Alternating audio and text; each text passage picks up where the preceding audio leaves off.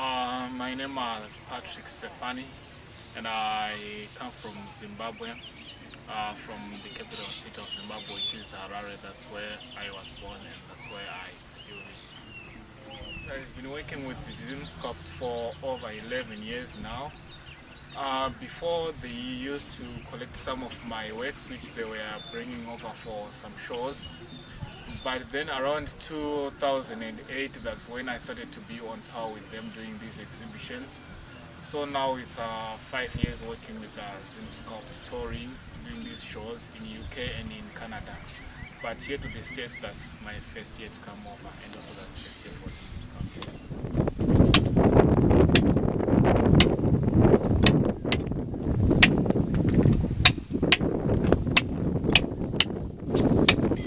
What I'm working on at the moment, these are frames that I'm working on now.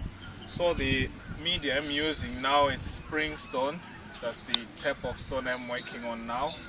And this type of stone is very hard stone as well. And you have to make use of tungsten and diamond tools to work on such a piece of stone. Whereby this part I'm going to polish it to bring out the color, but for the hair I'm going to leave it unwaxed to leave it more natural as it is right now.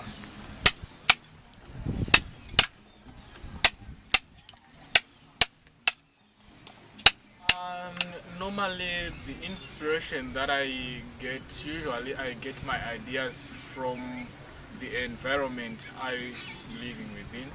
So what happens, I look at what is taking place around me. Then the first thing I have to do is to get a piece of stone. Then I try to think what I can come up with that has got a link to what is taking place within the environment that I am living in.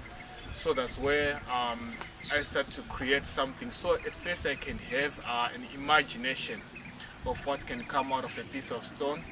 Then once I have that, then I try to improve that imagination until I have a finished sculpture. So all the work you can see is always being done by hand without any machinery, whereby all the processes that the artist has to go through. So to make a sculpture about something like this size, it can take about 2 to 3 weeks to come up with a sculpture of about this size. The tools that I'll be using, we have got quite a number of tools that we make use of.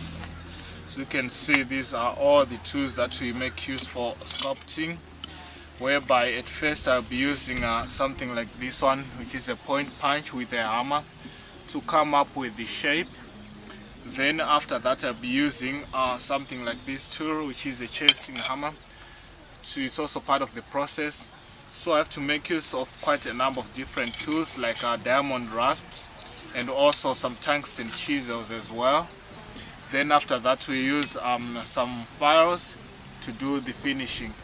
Sandpapers, we use them for doing the polishing, whereby as you can see, this one, that's the 1200, but we go up to 1500, whereby we go through about 9 different grades of sandpapers, whereby we start with the coarse paper until we get to the finest one, which is the 1500.